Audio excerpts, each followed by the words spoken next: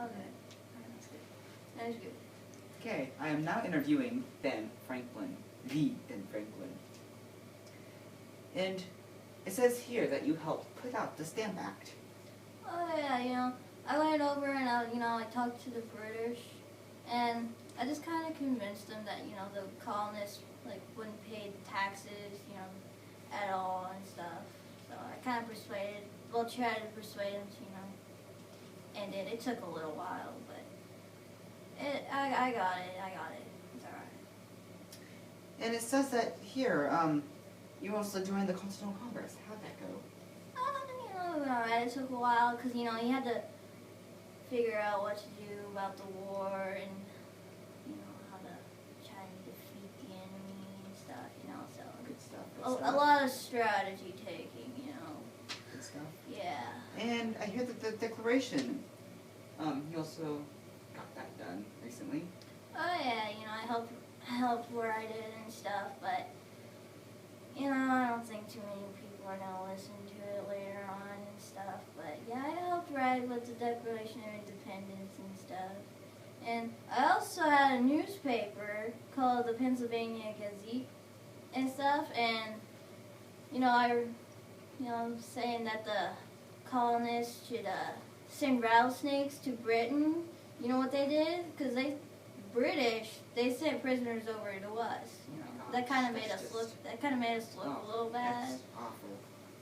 And stuff. And I drew a cartoon of a snake back in May 1754, at the beginning of the war with France. So that was before the Revolution and all that. And how did you involve the French in the war? Oh, how did I involve the French? Well, I kind of told them, they lost to the British, so obviously they didn't like them too much, but so I kind of convinced them that saying that if the British won with us, that they'd be too powerful, and obviously that didn't too bad. So, yeah. Wait, what's the kite for? Okay. It's just, a little thing I'm testing out. I'm just waiting for a good, bad story, a terrible story. Okay. Now, we're going to talk about the battles of Lexington and Concord. Fought on April 19th, 1775. It kickstarted the American Revolutionary War. On the night of April 18th, 1775, hundreds of British troops marched from Boston to nearby Concord in order to seize army supplies. Starting in 1764, Great Britain enacted a series of measures aimed at raising revenue from its 13 American colonies.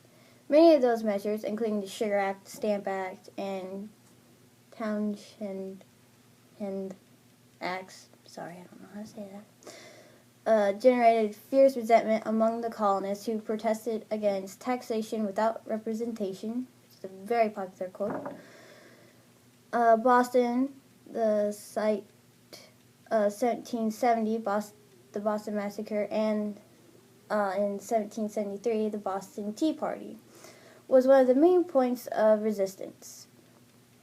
King George III of Britain ramped up the military presence there, and in June 1774, he shut down the city's harbor until colonists paid for the tea dumped overboard the previous year. Soon after, the British Parliament declared the Massachusetts was in open rebellion. And on April 18th, 1775, Joseph Warren learned from a source inside the British High Command that redcoat troops would march that night on Concord. Warren dispatched 2 courtiers, silversmith Paul Revere and tanner William Dawes, to alert residents of the news. At dawn, April 19th, some 700 British troops arrived in Lexington and came upon 77 militiamen gathered on the town green. When the smoke cleared, 8 militiamen lay dead and 9 were wounded, and only 1 redcoat was injured. The British continued on to Concord to search for the arms, not realizing that the vast majority had already been relocated, they decided to burn what little they found, and fire got slightly out of control. And after searching Concord for about 4 hours, British prepared to return to Boston, located about 18 miles away. By that time, almost 2,000 militiamen, also known as Minutemen, for this ability to be ready in a moment's notice, had descended to the area, and more constantly arriving. I am here to intercept your army. Throw out your weapons, ye villains, ye rebels. Oh, okay. Yeah, get out of here. Oh, no, you didn't. Fight.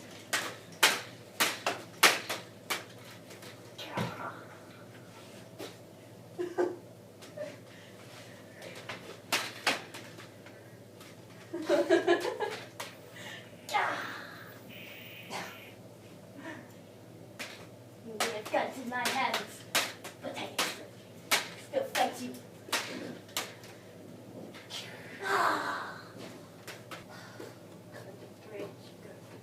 They're only townspeople. What can they do? Hey, you want to cross this bridge? Hey, guys, I think we can take them. Need reinforcements. Oh.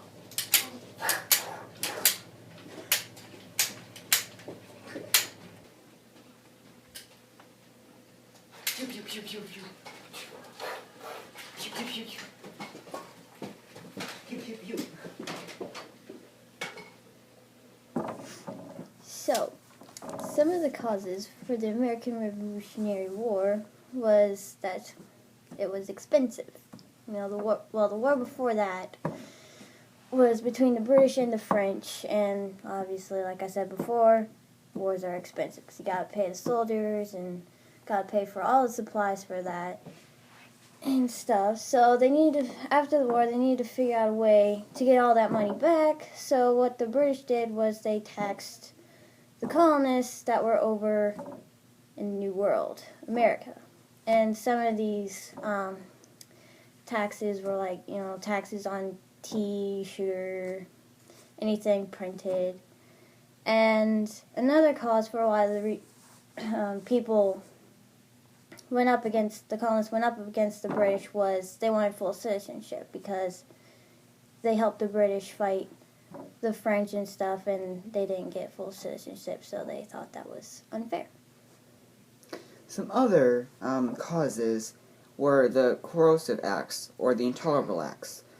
And those were the quartering of soldiers, which allowed soldiers to walk up to a house and say, "I'm going to stay here for the night, give me some food and a place to sleep." And the dissolve of colonial governments, and the king inserted his own likable governors, and a whole bunch of taxes were also introduced, like the Tea Acts, the Sugar Acts, and the Stamp Act. And also is a book written by Thomas Paine, which is called Common Sense. The other things leading up to the Revolutionary War was in 1763, the French and Indian War, which is the 7-Year War, and the colonists were the fighters because Britain didn't send their troops over, and England won that. In 1770 was the Boston Massacre, like 4 people died. A lot of people, big massacre, man. Nothing compared to today. No. In 1773, was the Boston Tea Party, which we'll talk about later. Yep. Now we will be talking about the Boston Tea Party. And it took place December 16th, sorry, I cannot read, 1773, when a group of Massachusetts patriots protested the monopoly on American tea importation recently granted by the Parliament to the East India Company. Seized 342 chests of tea in a midnight raid on the 3 tea ships and threw them into the harbor. The Tea Act, which was enacted May 10th, 1773, adjusted import duties in such a way that the company could not undersell even smugglers in the colonies. The company selected co-signers in Boston, New York, Charleston, Philadelphia, and 500,000 pounds of tea were shipped across the Atlantic in September. Under pressure from the patriot groups, the consignees, that word, in Charleston, New York, and Philadelphia refused to accept the tea shipments, but in Boston, the chosen merchants refused to concede. The first tea ship, Dartmouth, interesting, reached Boston in November 27th, and 2 more arrived shortly thereafter. On December 16th, a large meeting at the Old South Church was told of Hutchinson's final refusal. About midnight, watched by a large crowd, Adams and a small group of Sons of Liberty disguised as Mohawk Indians boarded the ships and jettisoned the tea. The big word he said. And that is the Boston Tea Party.